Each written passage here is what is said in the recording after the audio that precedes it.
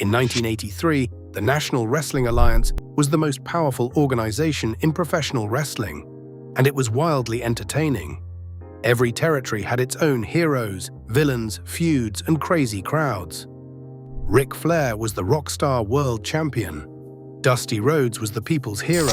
Harley Race still felt dangerous. Ricky Steamboat, Roddy Piper, Valentine, Wahoo McDaniel, and the Road Warriors all existed in the same wrestling universe.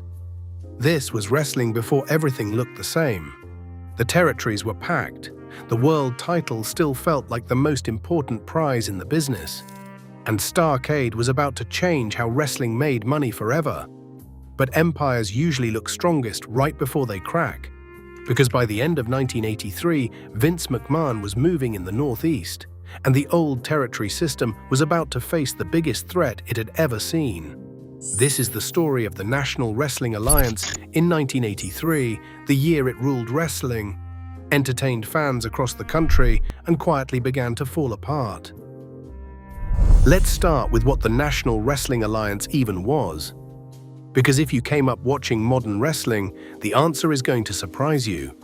The National Wrestling Alliance was not a company. Not in the way we think of a wrestling company today. It was an alliance, a coalition, a handshake agreement between a few dozen regional promoters who had agreed way back in 1948 to stop tearing each other apart and start working together. Before the alliance existed, American wrestling was chaos. Every city had its own promoter. Every promoter had his own world champion. There were a dozen men walking around the country all claiming to be the best wrestler on the planet, and none of them could prove it because none of them ever wrestled each other. It was a mess. It was bad for business, and a Midwestern promoter named Pinky George decided to fix it. The idea was simple but brilliant. The promoters would divide up the country into territories. Each promoter would own his patch of land. Inside that patch, he was the boss. He ran the shows, he booked the talent, he controlled the local television, he kept the money. And no other member was allowed to run shows inside his territory without permission. That was the cardinal rule, the unwritten law that held the entire system together. You do not invade another man's territory. And tying all of these separate kingdoms together was one thing: one belt. The National Wrestling Alliance World Heavyweight Championship. There was only one. And the man who held it did not belong to any single territory. He belonged to all of them. The world champion was a traveling king, moving from region to region, defending the title against the top local hero in each town. He might wrestle in the Carolinas on Monday, fly to Texas by Wednesday, and be in St. Louis by the weekend. 8 matches a week was not unusual. It was a grueling, punishing existence. But it was the most prestigious job in the entire sport. And here is the genius of it. The champion's real job was not to win. His real job was to make the local guy look like $1 million. He would go to Texas and wrestle a Von Erich and take that young man to the absolute limit, make the crowd believe their hometown boy was one move away from becoming champion of the world, and then escape with the title by the skin of his teeth. The local hero looked like a star. The crowd went home happy.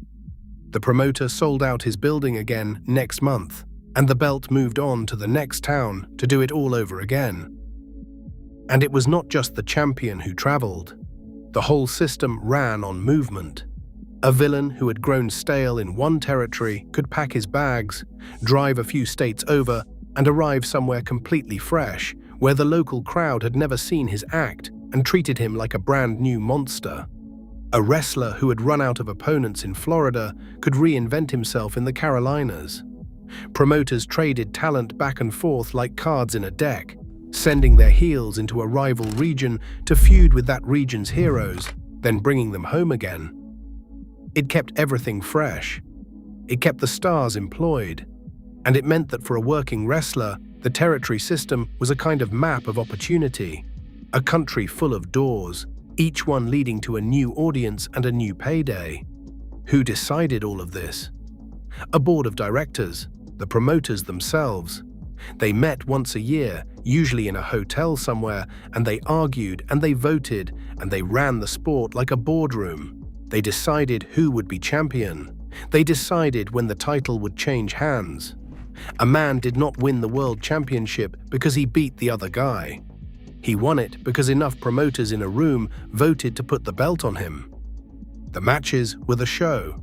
The boardroom was where the real power lived. In 1983, the man holding the president's gavel was Bob Geigel, a promoter out of Kansas City who ran the Central States Territory. He was the figurehead, the man who enforced the bylaws, the one who settled disputes between members. When somebody broke the rules, it was Geigel who handed down the ruling. And that was the machine. A few dozen territories, one traveling champion, one board of promoters voting on everything. A system built on cooperation, tradition, and the absolute sacred law that you stay out of the other man's backyard. For 35 years, it worked. In 1983, it was still working. But to understand just how much was riding on that system, you need to see the map. You need to understand just how much ground the alliance actually covered. So let's take a tour of the territories as they stood in 1983. Start in the Carolinas. This was the home of Jim Crockett Promotions, run by Jim Crockett Jr., and in 1983 it was arguably the most important territory in the entire alliance. They called it Mid-Atlantic. It covered North Carolina, South Carolina, Virginia, and beyond, and it ran out of buildings like the Greensboro Coliseum. Crockett had ambition that most of the old promoters did not. He was thinking bigger. He had a booker named Dusty Rhodes who had an imagination the size of Texas. And before the year was out, the two of them would put on a show that nobody in wrestling had ever seen the likes of. Now go south to Atlanta. This was Georgia Championship Wrestling, and it had something nobody else had. National television. Back in the 1970s, Georgia Wrestling had landed a slot on a little Atlanta station owned by a man named Ted Turner. That station became a superstation beamed by satellite into homes all across America. Suddenly, a regional wrestling show from Georgia was being watched in living rooms from coast to coast. By 1983, the program had even been renamed World Championship Wrestling at Turner's request. It was the crown jewel of cable wrestling. It was also, quietly, a problem. Because when fans in California could watch the same stars they saw in Georgia, the magic of the traveling champion started to fade. But more on that later. Head west to Texas, and you arrive at the hottest territory in the country. World-class championship wrestling, run by the patriarch Fritz Von Erich out of the Dallas Sportatorium. World-class had slick, modern television that made every other promotion look like it was filmed in a barn. It had music videos, it had cameras following the wrestlers around town, and it had the Von Erich brothers, three handsome, muscular young men who the entire state of Texas worshipped. We are going to come back to world class because what was happening there in 1983 was something special. Go to the heartland and you find St. Louis. For decades, this was the spiritual capital of the Alliance, the home of legendary promoter Sam Muchnick, the city where champions were crowned. The local show, Wrestling at the Chase, was an institution. By 1983, Muchnick had stepped away, and the territory had passed into new hands, but St. Louis still mattered. It still carried weight. And it was about to become a battleground, spread out across the country with the others. Championship Wrestling from Florida, run by Eddie Graham. A territory that had produced some of the greatest minds in the business. The Central States out of Kansas City, run by President Bob Geigel himself. And down in the Gulf, Bill Watts ran his rough, hard-hitting Mid-South promotion across Louisiana, Oklahoma, Mississippi, and Arkansas, where a babyface called the Junkyard Dog was drawing some of the biggest crowds in the entire country. And then there were the two outsiders, the two promotions that were not part of the Alliance but were impossible to ignore. Out in the upper Midwest, there was the American Wrestling Association, Laverne Clarence's empire, with its own world champion and its own loyal following.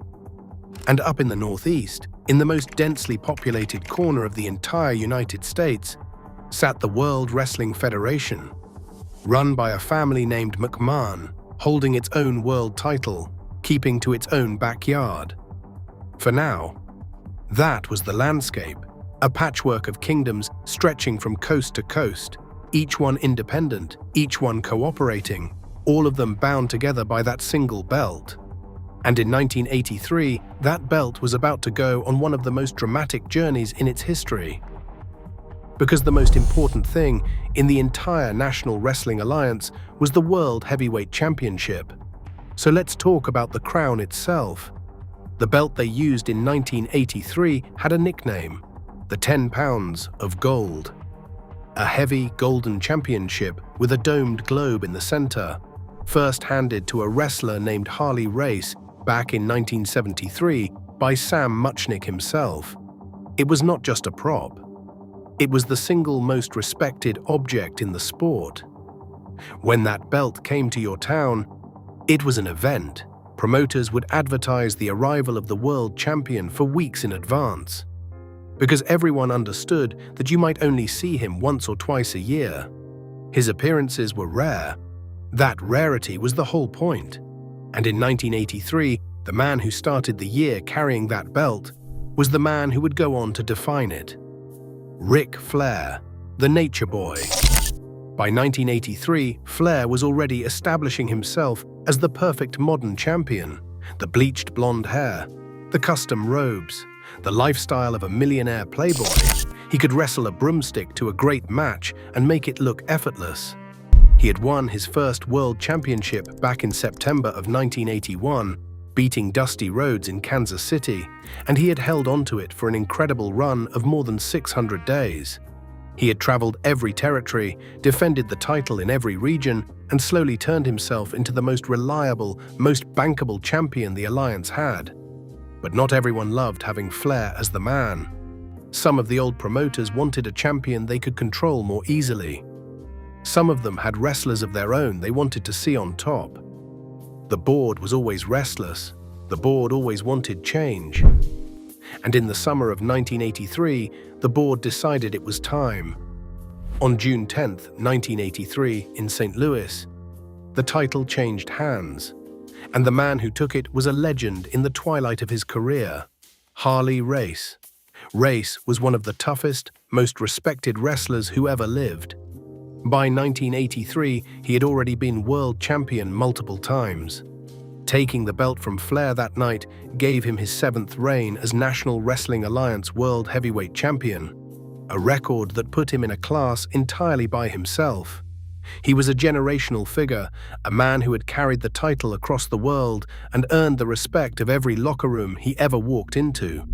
But there was business behind the decision too. Race had invested money into a promotion. Having the world title helped that promotion. And Race had the relationships, the history, and the votes on that board of directors to make it happen. This was how the National Wrestling Alliance always worked.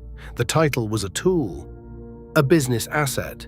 And in June of 1983, the men in the boardroom decided it belonged around the waist of Harley Race. That should have been the end of the story. Veteran champion, respected by all. Sitting on top of the mountain. A worthy man holding the most important belt in the sport. Exactly the way the system was designed to work. Except a younger, hungrier man wanted his belt back. And the war between them was about to produce one of the most famous storylines in the entire history of professional wrestling. Because Ric Flair was not going away quietly. The story they told was perfect. Race was now the establishment champion, the king who would do anything to hold on to his throne. Flair was the wounded former champion, desperate to reclaim what had been taken from him. And Race, terrified of losing the belt to the rising star, decided to remove the threat permanently. He put a price on Flair's head, $25,000, a bounty offered to any wrestler willing to injure Ric Flair badly enough to end his career and take him out of the title picture for good. And 2 men stepped up to collect. Bob Orton Jr. and Dick Slater, Two rugged, dangerous competitors who saw the money and decided they wanted it. At the end of August, they ambushed Flair. They got him in position, and together they drove him down with a pile driver, dropping the Nature Boy directly onto the top of his head. The story was that Flair's neck was seriously injured, maybe broken. Orton and Slater collected their bounty from Race. The job was done. Flair, his neck in a brace, announced that he was retiring. The career of the greatest young star in the sport was apparently finished. Race had won. The threat was gone for about 3 weeks. Then, in late September, Ric Flair came back. And he came back angry. He returned to attack Orton and Slater with a bat, swinging it like a man who had been waiting a very long time for revenge. The retirement was over. The neck was healed. And Flair made his intentions perfectly clear. He was coming for Harley Race. He was coming for the title. And he was not going to stop until he got it. The Alliance had its main event. The wronged hero against the cowardly champion who had tried to have him crippled. Now they just needed a stage big enough to hold it. What they built to host that match would change professional wrestling forever. They called it Starrcade. On Thanksgiving night, November 24, 1983, Jim Crockett Promotions and the National Wrestling Alliance presented the first ever Starrcade at the Greensboro Coliseum in North Carolina. The subtitle was A Flair for the Gold, a play on Flair's name and the championship he was chasing. And it was unlike anything the wrestling business had attempted before. Here was the revolutionary part. Greensboro could only hold so many people. But Crockett and Dusty Rhodes did not just sell the building, they beamed the entire event, live onto giant screens in arenas all across the southern United States through closed-circuit television. Fans who could not get to Greensboro packed into other buildings to watch the show on the big screen. It meant that a single night of wrestling could be seen by tens of thousands of paying customers at once, in cities hundreds of miles apart. Nobody in American wrestling had ever made a single show pay off on that scale. The card was stacked from top to bottom. There was a dog collar match, a brutal bloody fight between Roddy Piper and Greg Valentine. The two were chained together at the neck, and there was real hatred in it, because earlier that year, Valentine had smashed Piper in the side of the head with the United States title belt and left him with permanent damage to his hearing. The dog collar match was Piper's revenge, and it became one of the most violent and beloved matches of the entire decade. There was a tag team title match where two young high flyers, Ricky Steamboat and Jay Youngblood, captured the World Tag Team Championship from the veteran Briscoe brothers in a passing of the torch from one generation to the next. There was Carlos Colon bringing his blood feud with Abdullah the Butcher all the way from Puerto Rico to North Carolina. But everything built to the main event, Flair against Race, the challenger against the champion. And to make sure there would be no escape, no countout, no cheap way out, they locked the two men inside a steel cage. To officiate it, they brought in a former world champion as the special referee, a grizzled legend named Gene Kiniski. The match was a war. Race targeted Flair's surgically rebuilt neck, dropping him with pile drivers and grinding his face into the steel. Flair came back, busted open and desperate, fighting with everything he had. Both men bled. Both men were exhausted. And then, after more than 20 minutes, Flair climbed to the top rope, launched himself across the ring with a flying body press, and pinned Harley Race to win the National Wrestling Alliance World Heavyweight Championship for the second time. The torch had been passed. Harley Race, more than 20 years into a punishing career, was physically and emotionally spent, and his loss that night is remembered as the moment he handed the future of the entire alliance to Ric Flair. From that night forward, Flair was the man. The face of the National Wrestling Alliance, the champion who would carry the company through everything that was coming. And as the celebration died down, a familiar figure made his presence felt. Dusty Rhodes, the booker who had helped dream the whole night into existence, stepped forward to issue his own challenge for Flair's new title, planting the seed for the next year's Starrcade before the first one had even cooled down. Starrcade was a triumph. It proved that a single wrestling event could be an enormous money-printing spectacle. It became the blueprint. Every giant supercard that came after it, every closed circuit and pay-per-view extravaganza, the entire industry would build over the next 40 years. Traces back to what happened in Greensboro on that Thanksgiving night. The alliance had never looked stronger.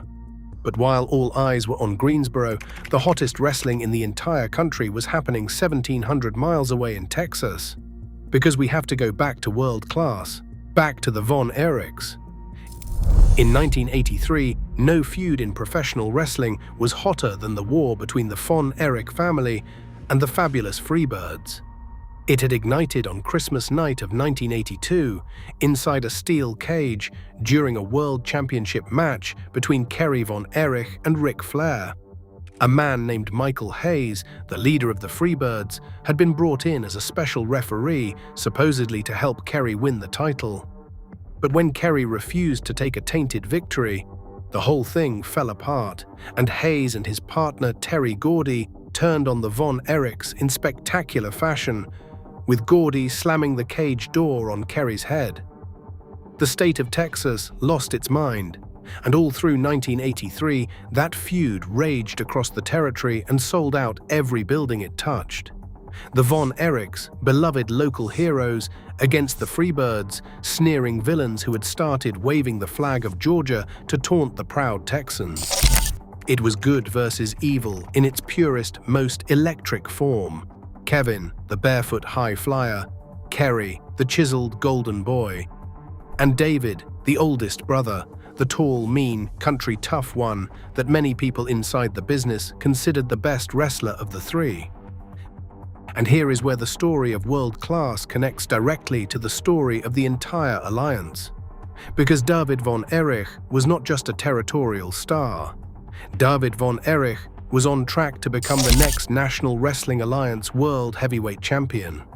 In September of 1983, David beat Ric Flair for a regional championship, a move widely understood as a stepping stone toward the big one. Word inside the industry was that the National Wrestling Alliance's Championship Committee was preparing to put the world title on David Von Erich, to crown this Texas hero as the man who would lead the alliance forward. He was young, he was talented, he was over with the fans, and he was the heir apparent. It never happened. In February of 1984, just weeks after the year we are talking about came to a close, David Von Erich died suddenly while on a tour of Japan. He was 25 years old. The champion that never was. It remains one of the great what-ifs in wrestling history, and in 1983, nobody saw it coming. As the year closed, David Von Erich looked like the future of the National Wrestling Alliance. So that was the picture at the end of 1983. A dominant champion in Ric Flair. A revolutionary event in Starrcade. The hottest territory in the country in world class.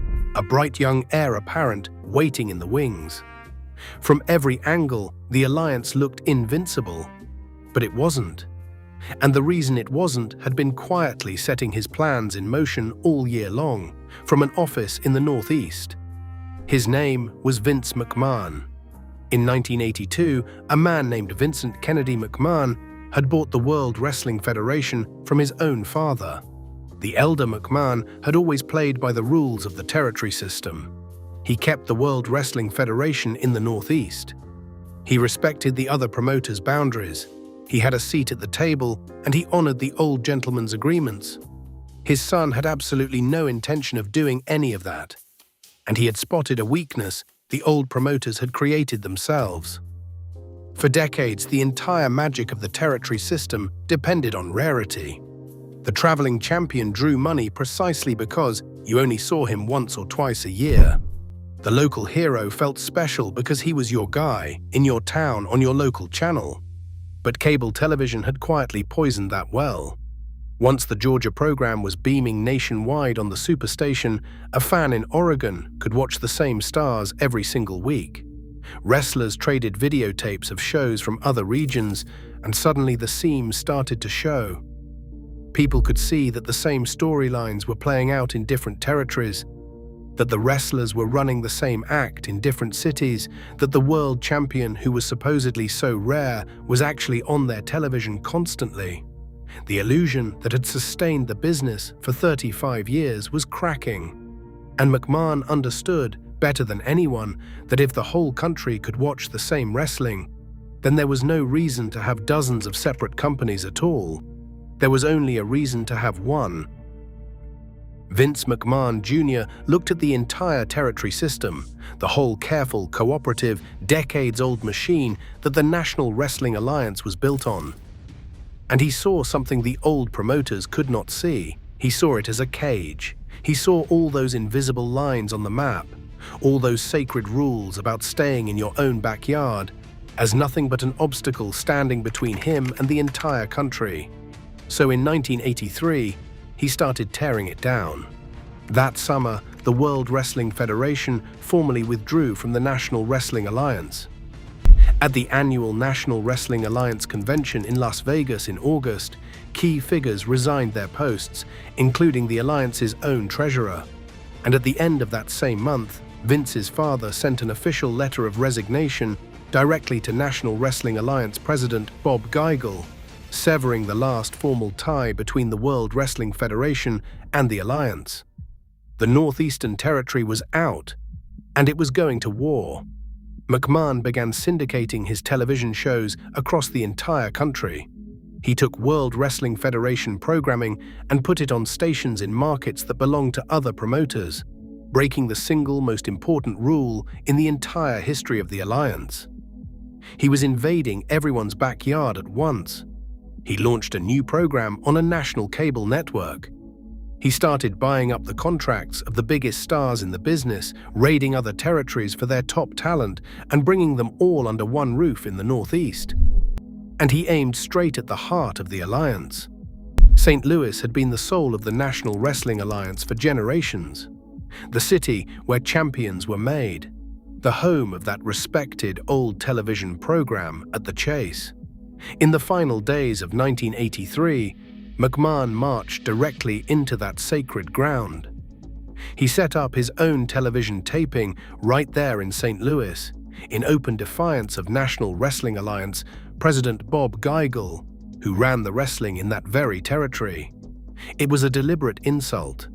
It was a flag planted in the most symbolic city the Alliance had. The man from the Northeast was not just expanding into empty space. He was walking into the Alliance's most cherished strongholds and daring them to stop him. And then he made his boldest move of all. As 1983 ended, a charismatic, sun-tanned giant of a man named Hulk Hogan, who had been a star in Laverne Clarence's AWA, defected to the World Wrestling Federation. McMahon had his face. He had his television, he had his plan, and within weeks, in January of 1984, Hogan would win the World Wrestling Federation World Championship and ignite a phenomenon that would change everything. The Alliance did not understand what was happening, and the clearest proof of that came in a story involving Harley Race. Around the time of that first Starrcade, McMahon reportedly met with Harley Race over dinner and made him an extraordinary offer. $250,000, $250,000, simply to walk out on the National Wrestling Alliance, bring the world title with him, and hand it over to the World Wrestling Federation. It was an attempt to behead the entire alliance in a single stroke, to sabotage the whole organization by stealing its most sacred symbol. Harley Race, a man of the old code, looked McMahon in the eye and turned him down. The title stayed in the National Wrestling Alliance. The alliance survived that particular attack, but the message could not have been clearer. The rules were over. The gentlemen's agreements were dead. The man from the Northeast did not care about territories or boundaries or the way things had always been done. He was coming for all of it, and he had the television, the money, and the ambition to take it. The promoters who had run wrestling for 35 years were about to learn that the world had changed underneath them.